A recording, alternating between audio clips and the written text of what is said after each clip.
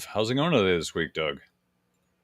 Good morning. Happy New Year. Felt like the break wasn't long enough, and now I'm more tired than when I went on it. But I think that's life with family. Yeah, no, it's the start of a brand new year, and everybody I've talked to said it's pretty much been a bumpy reentry, and that is kind of one and the same for the markets. Although compared to last year, it's better so far in the first week, but it's still bumpy regardless. But let's get this party started here, Doug. Hello, Smart Money Tree podcast listeners. Welcome to this week's show. My name is Kirk Chisholm, and I will be your host. I am once again joined with my good friend Doug Hagren. Hey, Doug. Yeah, easy for you to say, Kirk. No, I'm doing great. I'm wonderful. Thanks for having me again, Kirk. Great. Well, thanks for joining us once again. So let's kind of dive right in. So, Doug, we're starting the new year, right? And we wanted to do a quick summary of last year, and then come to find out it's only 6 days in, and most people haven't gotten their numbers in. So we're probably going to push our year-end summary that I love to do until next week. It's going to be a little bit different. We do it on our Friday episode as well, but we wanted to do one on this episode and really dive right in. So we're going to push that until next week when we go live. But this week we wanted to talk about some other kind of year-end topics, which are also very important. So where do you want to start with this, Doug? Well, I think 2022 left a lot to be desired for people in a number of different areas, right? I mean, we've talked about in the past couple of conversations the impact of housing, the impact of interest rates, inflation, markets. People are looking at their performance statements, wondering what in the heck happened to them. They just got run over by a truck, and how relative that is compared to what has happened in the markets in the past. I think any one of these things are certainly on the back of the minds of individuals who be listening to this show, who are or basically have money and want to know kind of what's the next move to make in this world, and how's 2023 going to look. Obviously, we're going to cover a lot more of that, with a year-end wrap up. But as we continue kind of out of the Christmas holiday into the new year, I would say, we do have some information kind of, that we can look at. It's just in terms of kind of what 2022 ended up as. Let's talk a little bit about just kind of performance and kind of what things looked at as we ended up heading down the ramp of 2022. All right, well, let's let's look at that here. So right now, for those of you who are watching this live on LinkedIn or live on YouTube, you'll be able to see this. Those of you who are listening at home, we'll try to verbalize it. Otherwise, you can look at it in the show notes. But right now, we're looking at I think this is one day off, but it's approximately correct because the year end was about even. So this is a 1 year chart of every stock in the S&P 500. And it's based on size. So the bigger squares are the larger companies, obviously Apple, Microsoft, Google, Amazon, Johnson & Johnson, ExxonMobil are some of the larger ones. And then you got some really tiny ones you can't really see. But the point is this, I like this visual because it kind of shows you how the market did last year. And it shows you based on size, and it also shows you based on sector. So it's a great visual. A lot of people just throw out numbers. These have numbers, but I think just the visualization is really important. So you can see, what did well last year. Well, healthcare did well. That was a great sector, and energy. Those both of those were up, even though the S&P was down, I think 19.4 approximately percent last year. NASDAQ was close to 30. Bonds are down around 20 plus. So it was a really ugly year. And you look at tech, everyone's favorite darling, tech. And, oddly enough, if you look at the big companies, the technology is two companies, and you got Google and the communication services, and then you got Amazon and Tesla and consumer cyclical. So tech is really, spread out. But the larger companies are down 30 to 50%, some case 71% in the case of Tesla. So you had some really ugly stock performances last year. But I think looking at the whole picture, it shows you where you could have been that would have done okay. So what are your thoughts on this, Doug, as you look at this? Well, a couple thoughts come to mind. Obviously, healthcare, energy stand out. Aerospace and defense certainly stands out as a place that did really well. Insurance, interestingly enough, it's funny when things get a little bit more uncertain, how protection ends up being something that people care a little bit more about than when the times are really good. And I like to say this to the individuals I'm talking about is it's funny how that becomes a concern when there's times of uncertainty, but you really need to think about protecting yourself, whether it's from insurance, or it's like through your portfolios or anything else you need to do. You need to prepare for the certainty of uncertainty when the times are good. And unfortunately, it's just kind of goes against human nature to do that, right, Kirk? So I think a good analogy is why do we have a seatbelt in our car, right? We have a seatbelt in our car, not because it is an incredible fashion statement. Right. I mean, I don't know about you. I mean, they still haven't designed seatbelts to look as fancy as a nice big belt buckle and, hold up your pants. They're pretty ugly. They do Well, a lot Doug, of actually, I have to yeah. cut in. Do you remember taking your driver's ed test? Two of the answers for what a seatbelt's used for, one is to keep you warm, and the other one was to keep your groceries from falling over. Those were two of the answers on the test.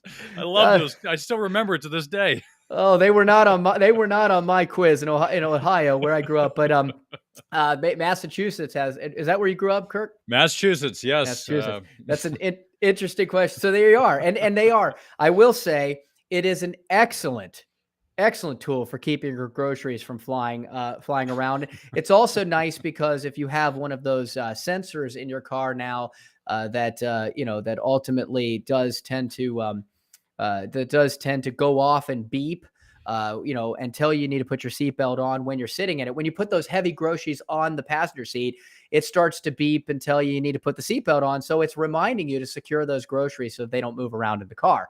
But the key is, the real reason that we have a seatbelt is not to be a fashion statement, and it's not to put on when you're going through the windshield. And unfortunately, that's the thing that most people tend to do is we tend to, and we talked about this, Kirk, we tend to confuse the difference between volatility and risk, right? Volatility is market going up, market going down. When people say, well, the stock market's very volatile, well, that actually can be a good thing, right? Because if it goes up 50%, that's a volatile market, right? If it goes down 50%, it's also a volatile market. Risk is, as you have stated, Kirk, many times, it is the potential for permanent loss of capital, right? And unfortunately, I don't know about you, but I have never been in a major car accident in my entire life. And hold on, knock on a little bit of wood here, that never occurs. But yet I still wear my seatbelt every time I get in the car. It's not because, and I don't feel risk. When I get in the car and I drive, I'm a pretty confident driver. I don't feel risk, but the risk is always there. Just like it is in the markets, just as like it is in health. It's always there. So the reason we wear our seatbelt is that the risk is there and we want to be protected once that risk gets realized. We don't throw our seatbelt on at the time that we feel the risk. Otherwise, we'd be trying to grab it as we're halfway through the windshield. And so last year was a year that, a lot of risk finally came to play. Now, time will tell if this was volatility or if we're seeing the beginning of true risk, permanent loss of capital. We'll find out. I think, those listening to the show believe that, we feel strongly that we're going through a paradigm shift, and that is going to result in some long-term hurting. So it's not surprising, although that's a segue there, to see that insurance did very well last year because once again, people started to feel that there may be some certainty of uncertainty. The other thing I wanted to note is that consumer defensive, really wasn't. I mean, you have a couple things in there. I mean, Warren Buffett did great last year, relatively, right? Berkshire B's up. He owns a lot of Coca-Cola. That was up. Pepsi. Costco, surprisingly, way down. And you would think that, of course, in an area where food prices were going up, that would actually be a boon for warehouse shopping. But consumer defensive really didn't defend very well. The other thing that I wanted to note here is that there is a massive misunderstanding that most people have in terms of what they hold and what diversification is, right? Because a lot of people, this, Kirk, you say, well, if I'm holding the S&P 500, I'm diversified. I'm holding 500 stocks, and it's allowing me to have broad exposure to the market. When you look at this picture and you look at the size of some of the holdings in here, would you say that this looks like you have a broad spectrum diversification going on? Yeah, I don't think so.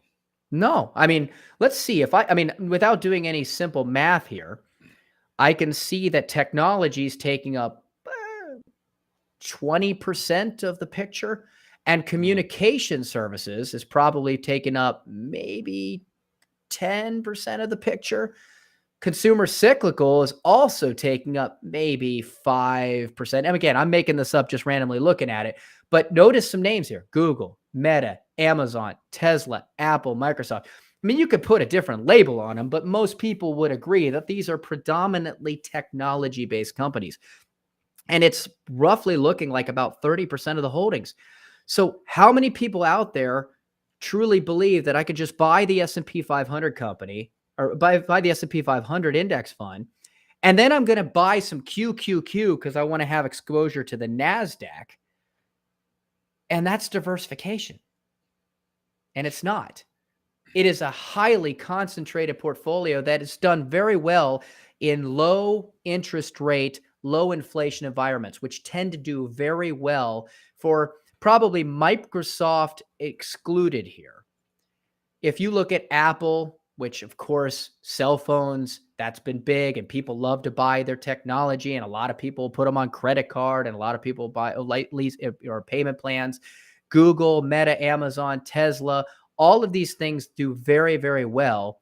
And then we get into semiconductors. So add that to technology, right? And information tech is its own category, and software. I mean, really, when it comes down to the breakdown of it, most people weren't very diversified, and that looked really, really good when the markets were, you know, benefiting from low interest rate, low inflation environments. But what are you feeling now? 30%, 40%, 50%, 31% declines. And is that going to continue? Well, unless we get out of inflation and and get out of high interest rates, I think there could definitely continue to be some bleeding that people are going to feel, and ultimately, it also hopefully is a sign that people need to understand and be educated on what diversification really means. And just holding, even if it's an index fund, you need to understand what's under the hood before you start driving it. So I think So I think that to me stands out. So one quick follow up here, because you made some great points there, and I think you mentioned using like the cues as as a way to diversify. I just want to point this out because I don't think a lot of people know this. So the Nasdaq is largely a technology index. I think people know that, but what they don't know is that 0% of that index is in basic materials, 0% is in real estate, 0% is in energy. Now we have less than 1% in utilities. We have less than 1% in financial services. And I would argue probably those financial services are fintech or fintech related, and they're probably not even financial.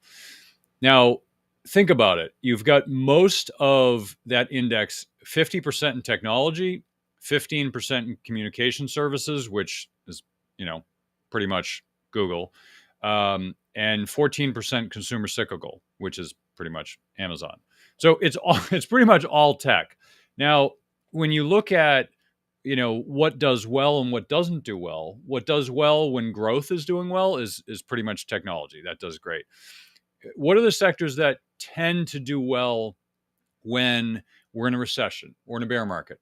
Well, basic materials, industrials, healthcare, energy. I feel like financial services. Those are ones, and you could argue that in the consumer sector, consumer defensive, but it depends on. Generally speaking, that should also do well.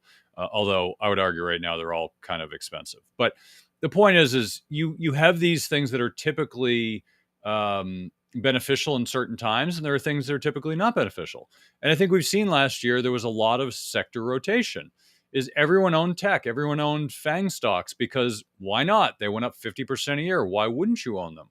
Well, I mean, that's silly thinking. That's like in the late 90s when people said, well, I made 100% on my tech stocks last year. what can you do for me? Can you make me 200%? I mean, it's kind of ridiculous when you think about it, but I literally had those conversations with people where people were complaining like, "Oh, can you get me 100%? If you can't, I'm not interested."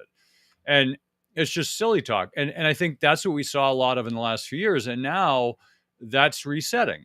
You're seeing this with some of these numbers in tech where people are rotating out of tech because they're seeing higher interest rates means tech's going to struggle a little bit. Now, are they going to continue to grow? Sure.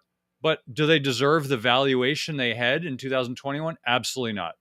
And we're seeing that.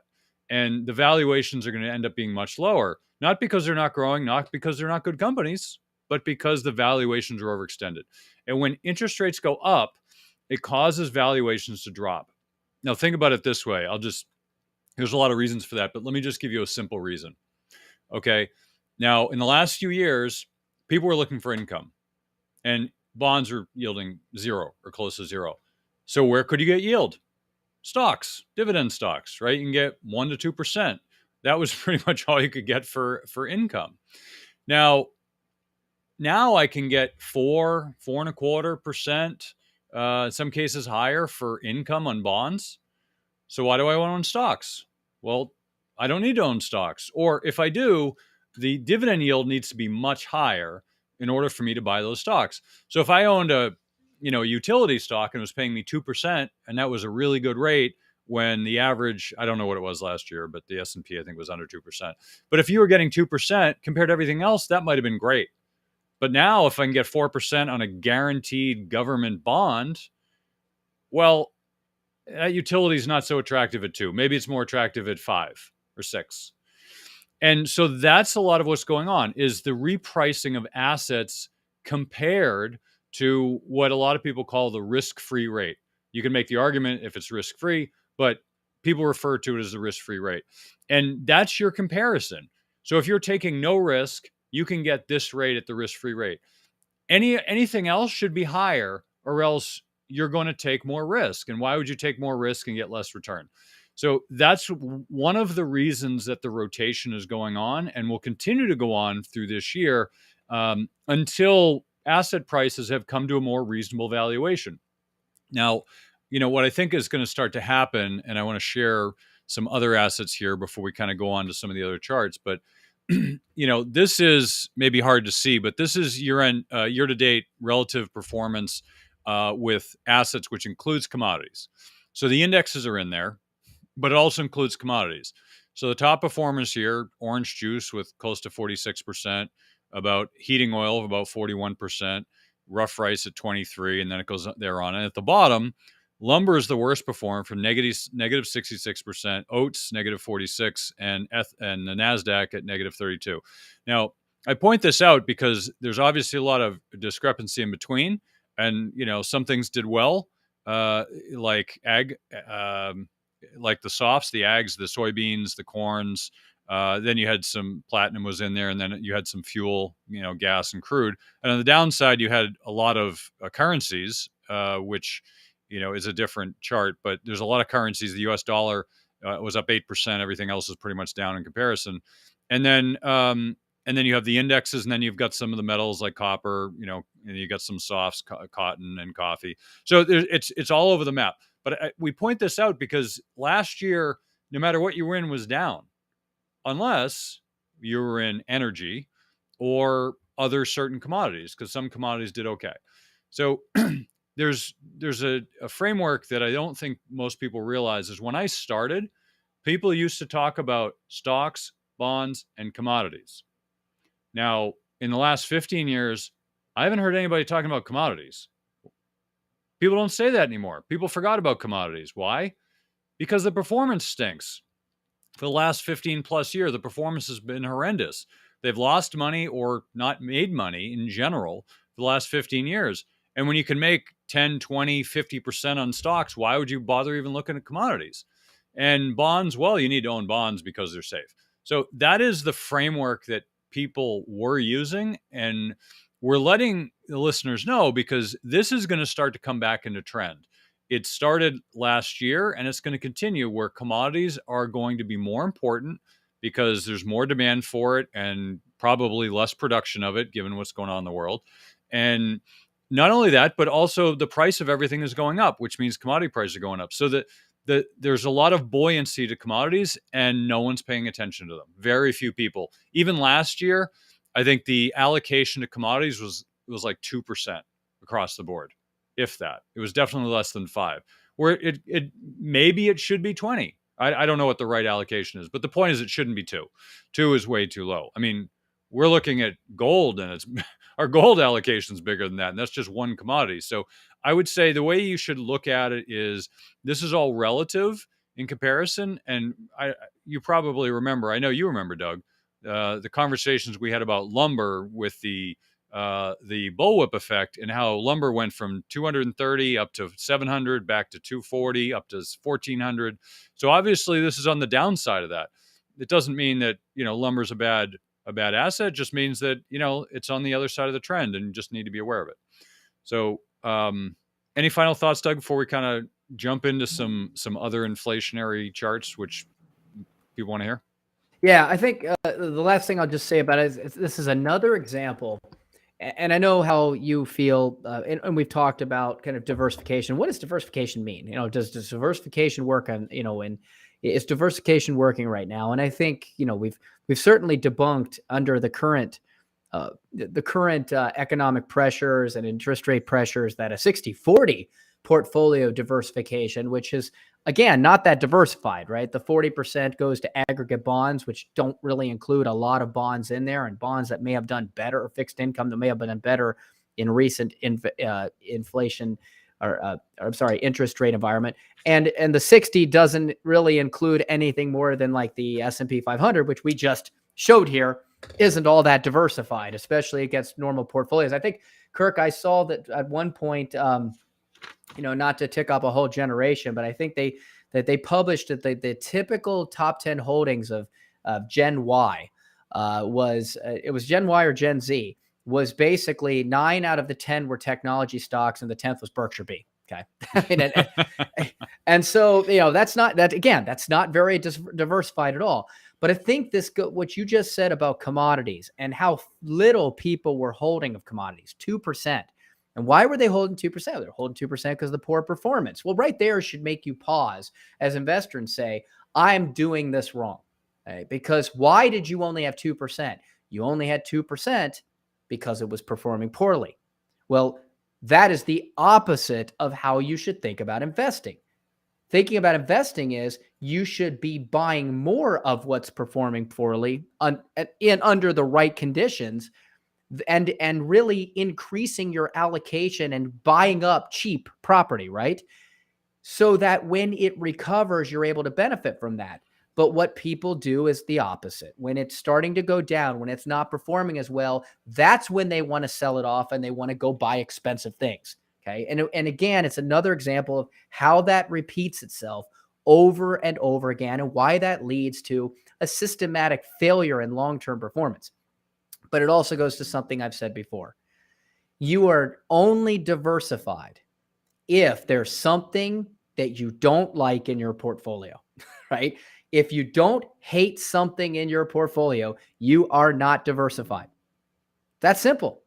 Okay. But what people will tend to do is they will tend to remove what they don't like when it's not performing and load up on things that are expensive, and it'll come back to bite them. So if you were diversified, you would have not been happy with having commodities for all those years. Guess what? You'd be happy now. Yeah. And people talk about how they can't see the future, and, how diversification is the answer to that. And yet people weren't diversified. They didn't include it. And it's fine for the last 15 years, but if you're going to wait another 15 years for to realize the writing's on the wall and commodities will be more expensive, then you'll just be missing out on easy layups. And I don't want people to get angry and say, "You told me to do commodities, and commodities are down this year." We talk about this in the show. I very much think we're going into recession, which is going to impact everything. Mm-hmm. So I'm not saying you go out and put all your money in commodities. What I'm saying is that commodities are an important part of the portfolio, and you need to do it thoughtfully. Now, investing in just commodities in themselves can be a bit of a challenge for most people, because I don't know what the daily fluctuations of the coffee market or orange juice or as Fletch says, ball bearings. Everything's ball bearings nowadays. If you look at these different markets, you don't have to be an expert in each one, but there are some strategies out there that will invest in commodities in a trend following approach. And I think if I were to put money in commodities outside of very specific ones that I follow closely, I would find a trend following approach, because commodities do really well with trend following. They trend extremely well. And a lot of the largest money managers use trend following approaches with commodities because the markets are big enough. Of course, they also use currencies and other things, and we won't get into the weeds, but a lot of people do them. There are a lot of trend following managers out there when it comes to commodities. So just do your own homework. There's even a few public ETFs, one of which I really like in the way that they've constructed it.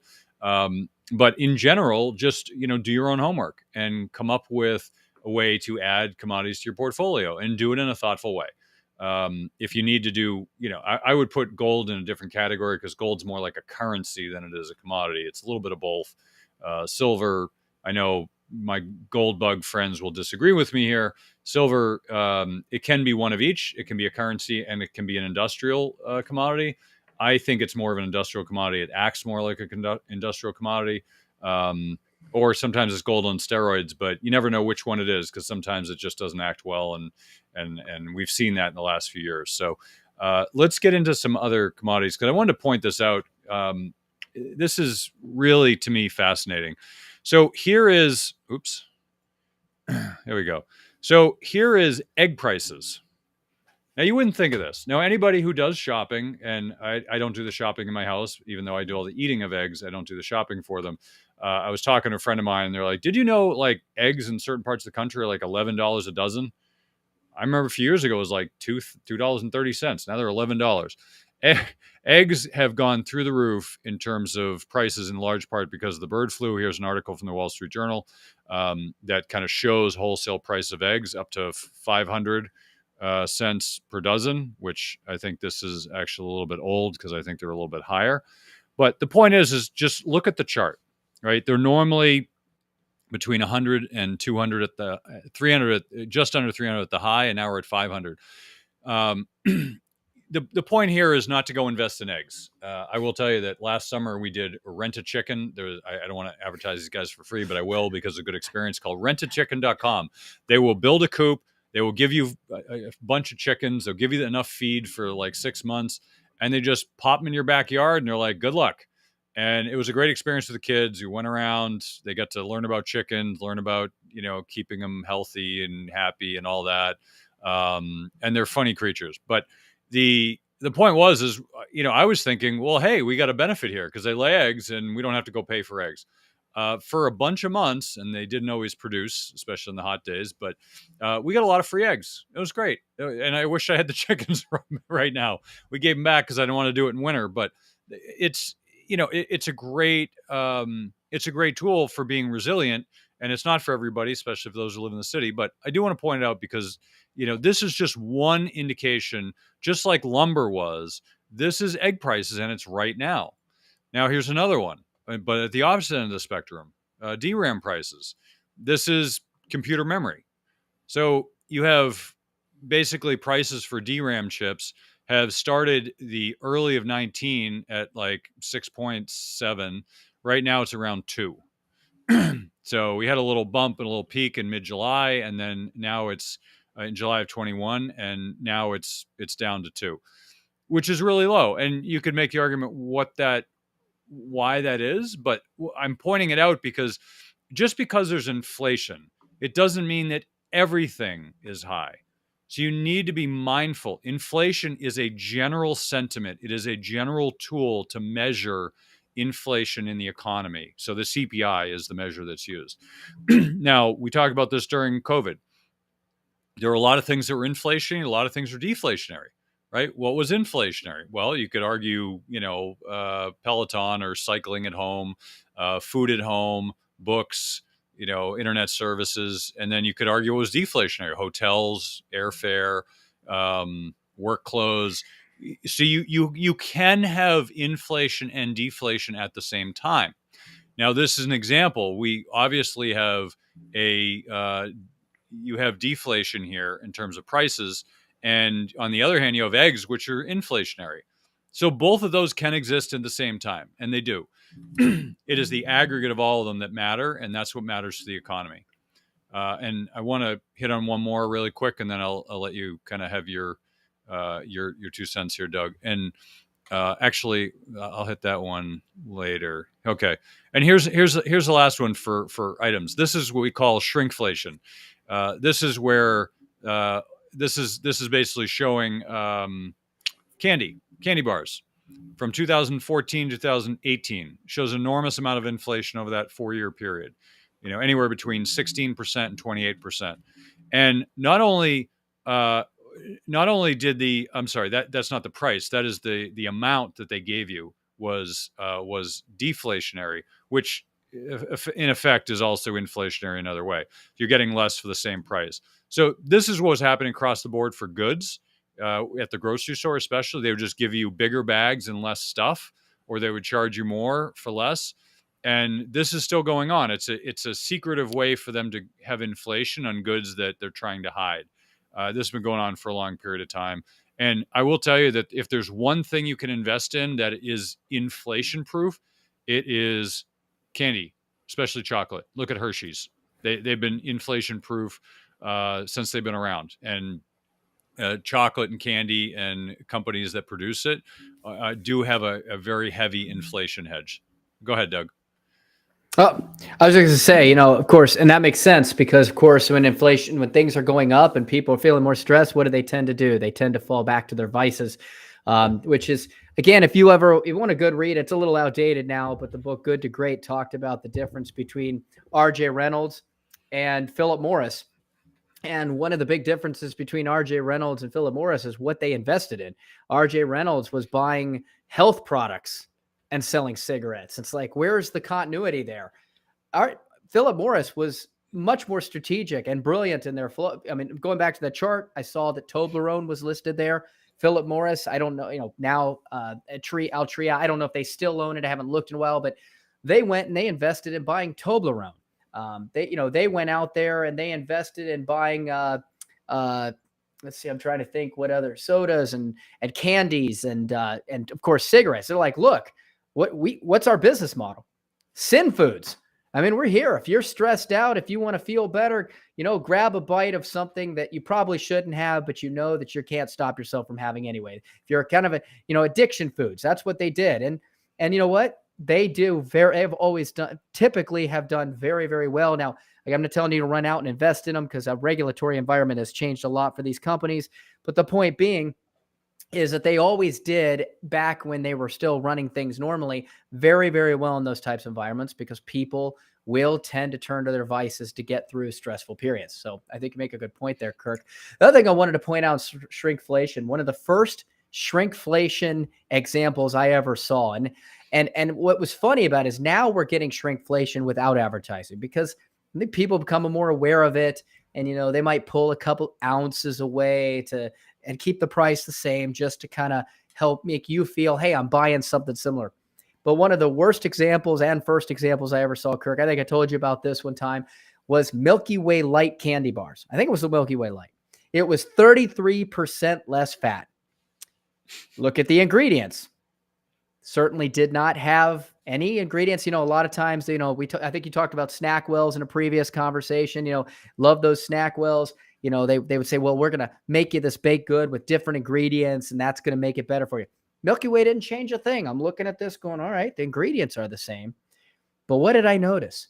33% smaller than their original Milky Way candy bar for the exact same price.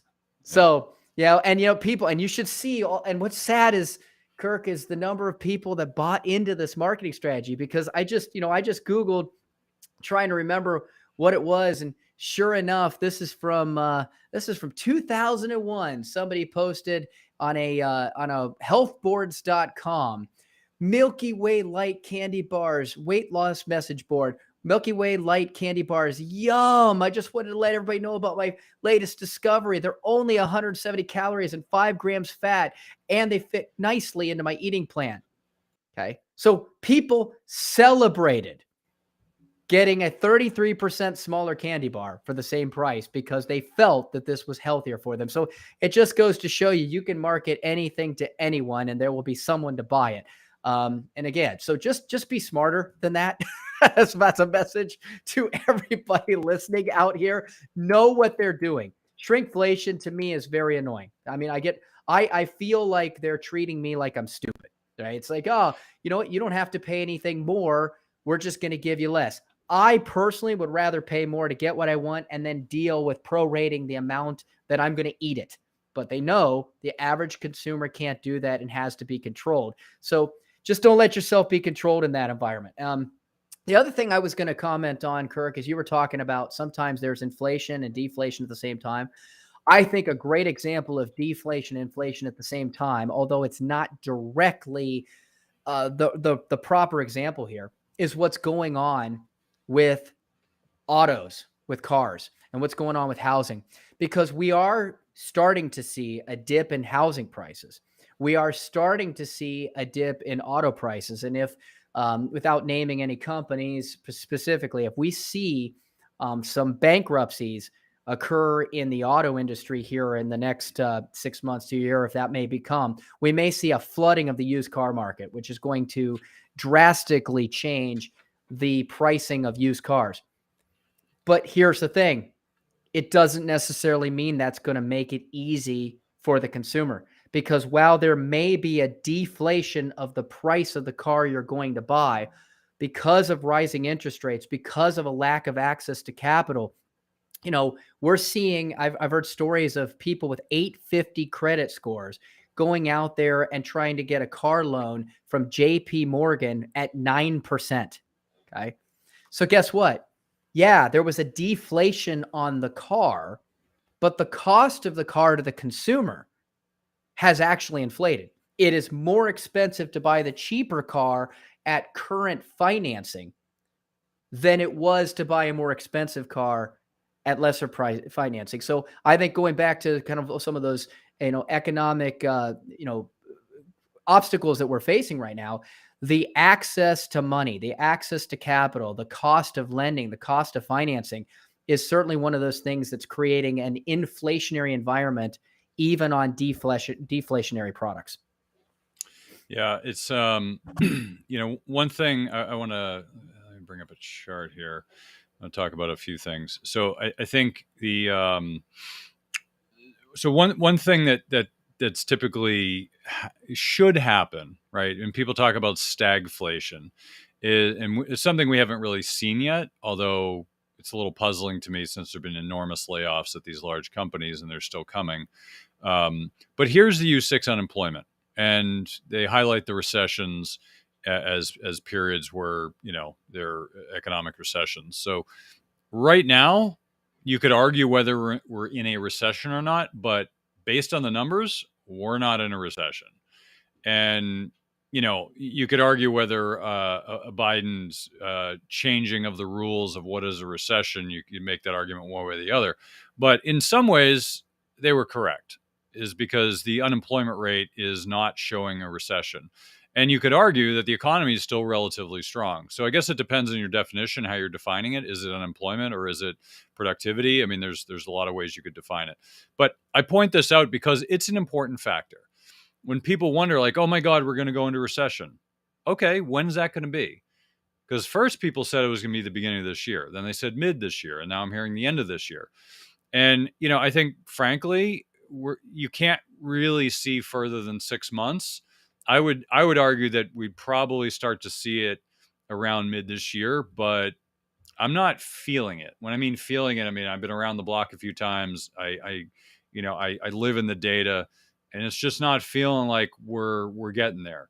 I hate to say it, but it is possible we could have a soft landing from the Fed. Now, I don't think it's going to happen because human beings are involved and they tend to muck things up in a way that you don't predict. But to me, it feels like they're coming pretty close to making it feel like a soft landing. So if they can do that, kudos to them, because I would have given them a less than a 1% chance of that happening. But for now, they still are going to be raising rates because unemployment rate is still really, really low in comparison. Now, I also want to point out two more things here from the macro data. is this is the U2 money supply. Now, if you look at this chart, it's not really relevant. So all of those of you listening, it's not really relevant except for the trend. So this goes from 1959 up until 2022. Every single year, the money supply has increased, except for one. Last year, it was down 60 basis points, or 0.6% last year.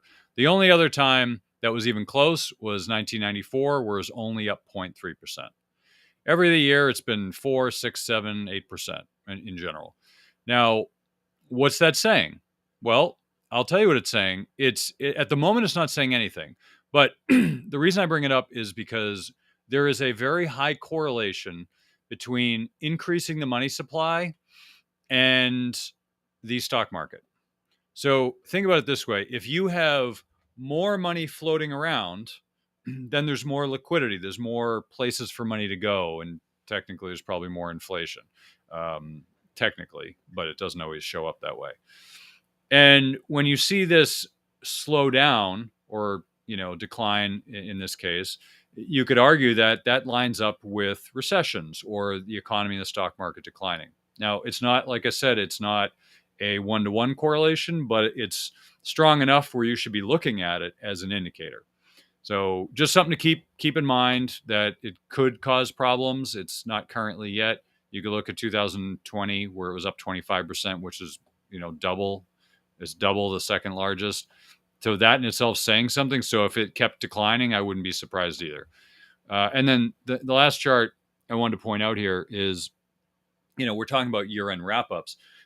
Okay, so what are people seeing? There's surveys done, and about 829 investors that were surveyed in this by Investopedia. So kudos Investopedia for doing this. And they surveyed what are the recession top concerns. What are the reader top concerns for year-end 2022? Number one, 73%, a recession. So obviously everybody's worried about recession. A close second for number two is 70% for inflation. Obviously another big concern. Rising interest rates, another big concern. And at 68% is geopolitical conflict.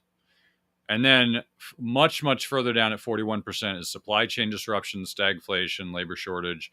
Those are a lot lower. I think those are things people are worried about potentially in the future. Supply chain, I think fewer people understand it, but stagflation, labor shortages, Fed reducing its balance sheets, climate disasters, things like that are future potential issues. And when I mean future, I mean there's really not much of a sign of stagflation. There's labor shortages, certainly, but they're not really being seen now with all the layoffs. The Fed reducing its balance sheet, kind of. So climate disasters, you're looking, decades out at best. So I bring this up because this is what the investor sentiment is feeling. This is what the public is feeling. It doesn't matter if it's right or wrong. I don't know if these people are right, they're wrong. Maybe we don't have a recession, so everybody here is wrong. What's important to take note of is the consumer sentiment, is how are people feeling?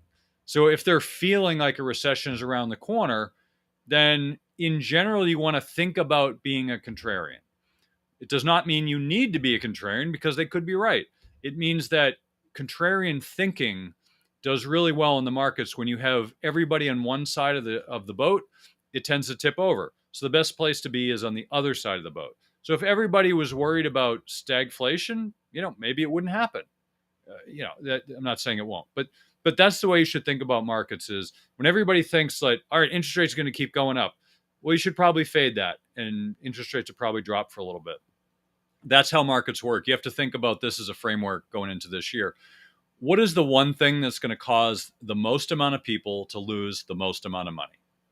This is a question I ask myself all the time, because more often than not, the markets will abide by that. Oh, everyone thinks the market's going to go higher. Well, maybe it's going to go sideways, or maybe it's going to go lower, or everyone thinks the market's going to crash. All right, maybe it's not going to crash. Maybe that's a sign because everyone's prepared for it. So it's probably, there's one thing you can learn about the markets. The markets don't crash when people are prepared for it. They're not going to they didn't crash this past year, although people would argue that it should have. Crypto crashed. But when people are not prepared for it, like 2008, 2020, those are when crashes happen because no one was prepared for 2020. Very few people were prepared for 2008. That's when crashes happen. But when people are prepared, it's more like a slow walk downhill. You're still going to lose money if you're in the markets, but it's not going to crash. There's a very big difference. So I think we have to kind of get out of the crash mentality. Everyone's worried about crashes, and I think you should be worried about what is the best place for my money, not let me go live in a cave with my guns, gold, and MREs, but how can I prepare myself for the next bear market or cycle? So what are your thoughts, Doug?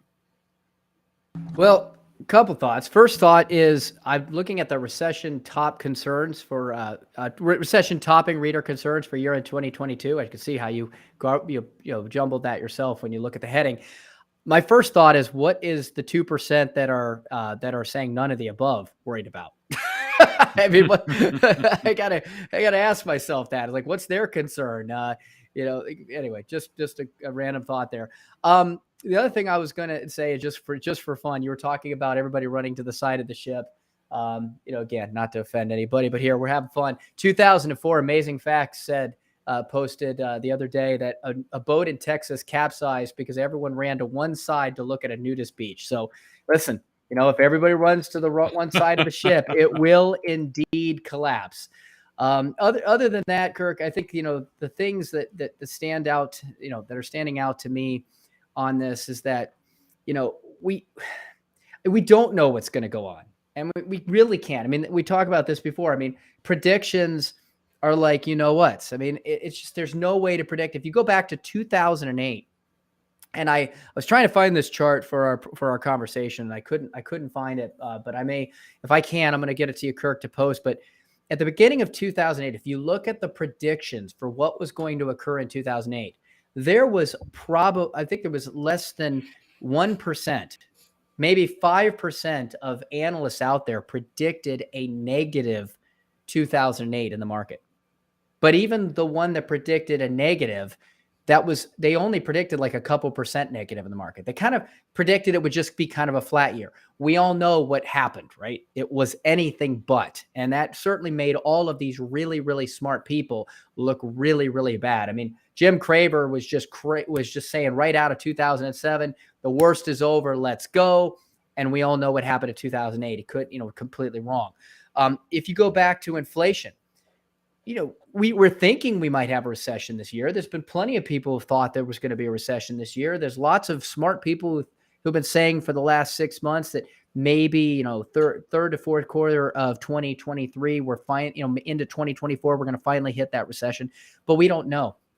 Kirk, they have been talking, you probably remember this. They were talking about inflation. I mean, people were talking about adding inflation adjusted bonds, TIPS, to portfolios as far back as 2013, 2010, 2012, because they looked at all of the QE that came out of 2008 and said, look, we're going to face inflation. You better get ready.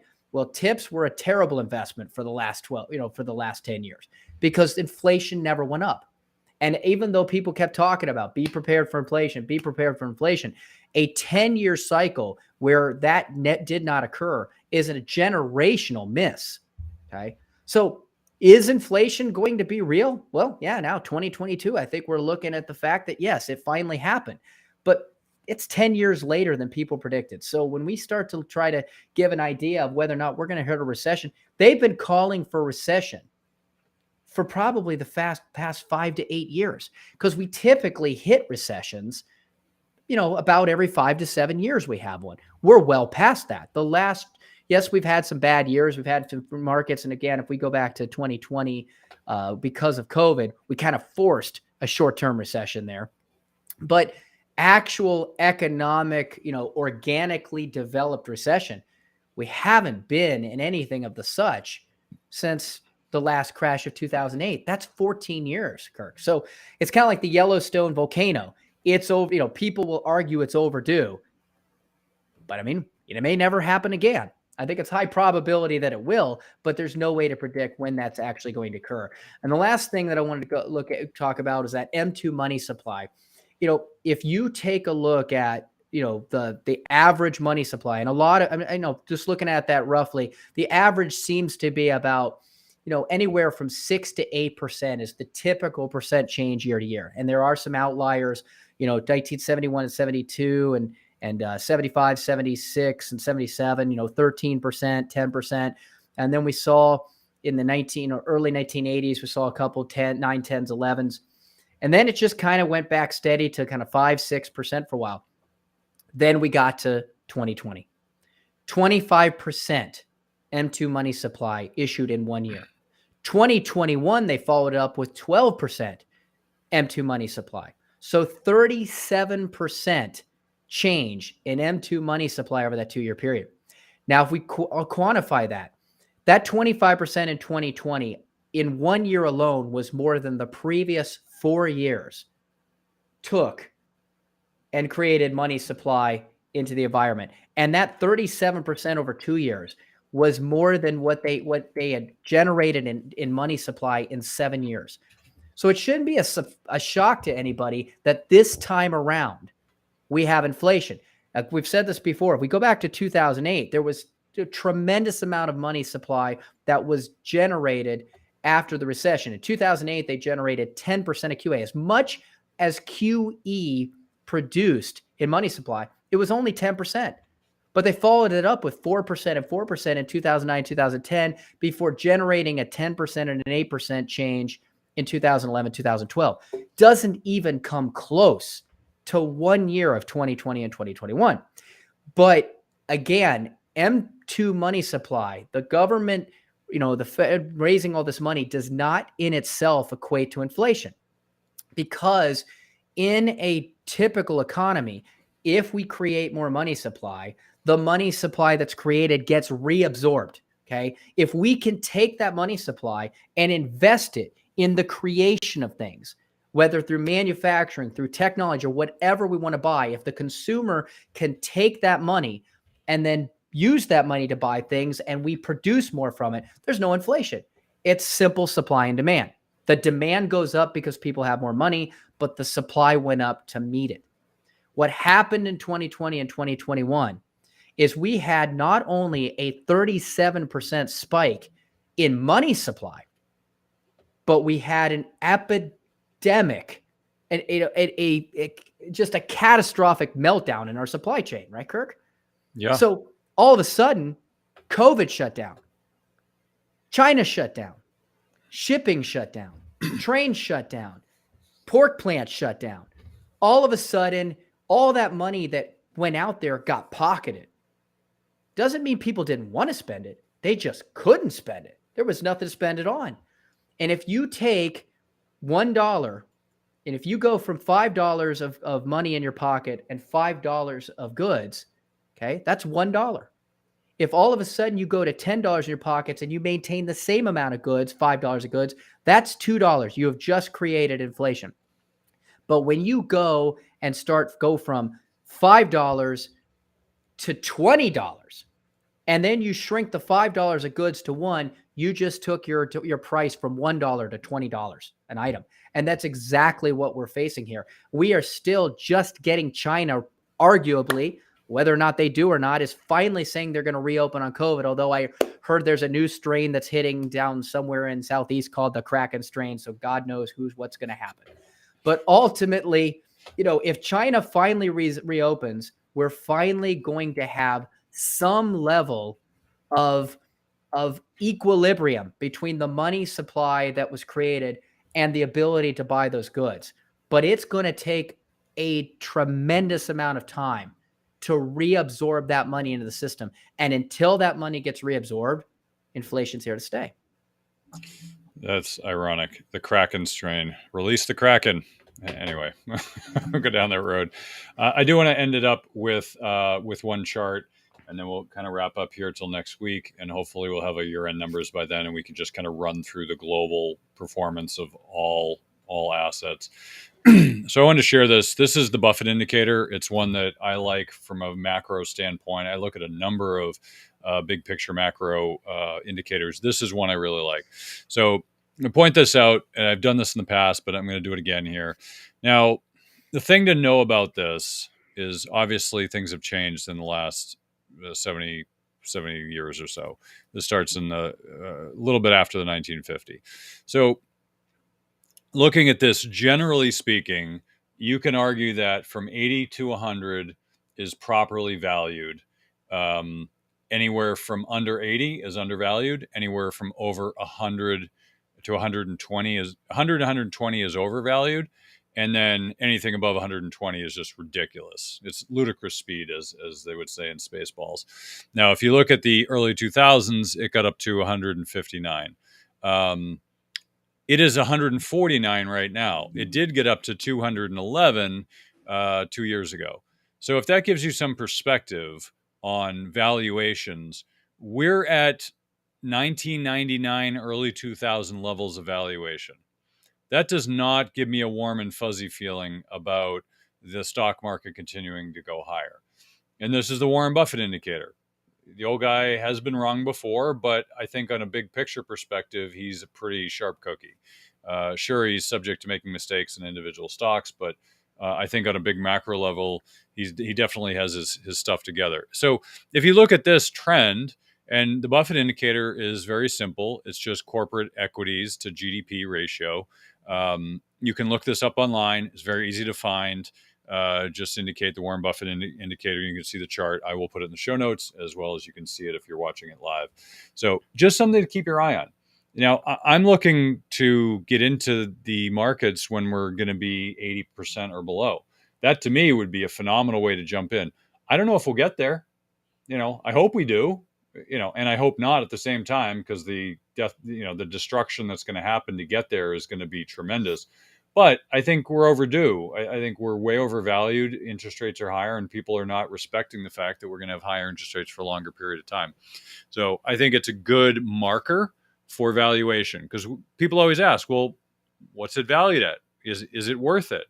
Well, I would argue very little is worth it at these valuations. I mean, there are great companies.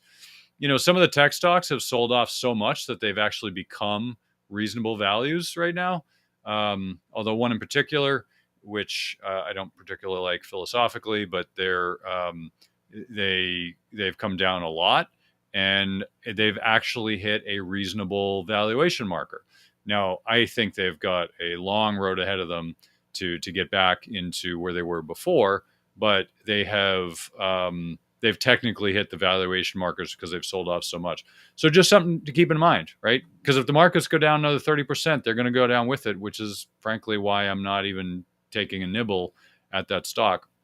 So just keep in mind that valuations matter. And if you have not done any fundamental analysis before, or it's been a little while since you've done it because you haven't had to do it because the markets have been a whole lot of crazy and you didn't need to do your homework for the last 14 years, it's a good time to start thinking about learning again and knocking the dust off your fundamental analysis skill set, because you're going to need it in the next 10 years. It's going to be extremely valuable if you know how to value a stock, if you know how to evaluate a stock in terms of its financials. Learn that skill. You will need it. And if you can do it well, you're going to make a boatload of money, because most people don't understand it, and it's going to be years before people even think about doing that. So, Doug, we're going to wrap it up here. So final thoughts from you, and where can people find more about you? Oh, you're muted, Doug. Oops, sorry, I thought I was unmuted again. For a second there, Kirk, the way you were talking about tech valuations, I was almost thinking for a moment that Cathie Wood might send you a marriage proposal, but then you pulled back just in the nick of time. No, listen, to find more about me, again, costs, we're talking about pricing, we're talking about inflation, we're talking about recession, we're talking about the impact of a lot of things. There is two places that I think you can get some information that's on the back of a lot of people's minds. Number one is college. College pricing has gone up astronomically, more than anything else over the last couple of decades. Most people are concerned about the price of college, and they're concerned more than even the price. They're concerned about making sure that their children come out of that college to an extraordinary future, and they go to the right college, and it ends up rocketing them from a career into a career, walking across stage with that degree on Friday into a career on Monday. And if that's what you want for your family, if you want to make sure you're paying the right price, that you're going to get the best discounts, you're going to end up in an ideal college, look up and learn more about how to do it right, because most people overpay. And only about 97% of people that go to college end up slightly disappointed in the results of what they've paid for. We have something we call the 3% Club. And that is a special group of individuals that found the right college for the right reason, right price, academically, financially, and socially. And it ended up helping them have up to 5 times better engagement in college and their career beyond. Learn more about it. Come talk to us. ProCollegePlanners.com is our website, ProCollegePlanners.com. Find out more how you could save a college and end up at the right one. Great. Well, Doug, I always appreciate you coming on the show, and it is one area that inflation is has forgotten about, because it has been one of the highest inflation areas of our economy for the last 20 years. So even though inflation's been 2% or below, college inflation has been ridiculous, and I don't see that going away. So I think your services are going to be invaluable in the next few years as inflation rocks everybody. But that's the show for this week. Thank you again for joining us in Money Tree Investing Podcast. My name is Kirk Chisholm, wealth manager of Innovative Advisor Group. We don't just manage your wealth, we make your life better. You can find more about me at innovativewealth.com. And of course, you can find me every week here on the show. Please subscribe to the podcast in the podcast app of your choosing. You can also check out our show at moneytreepodcast.com. On our website, you'll have access to the show notes, resources, and the archive shows. Also, we're now on YouTube, so please check out our YouTube channel. When you're there, please subscribe and leave a comment. Lastly, please leave a show rating and comment in the podcast app of your choice. Oh, and don't forget, do your own research. This show is for informational use only. We're not telling you what to think, merely how to think about investing. We're also not selling you any products or services, and do not consider this advice. If you're having any problems with the show, I blame Putin, so please call him directly and express your feelings.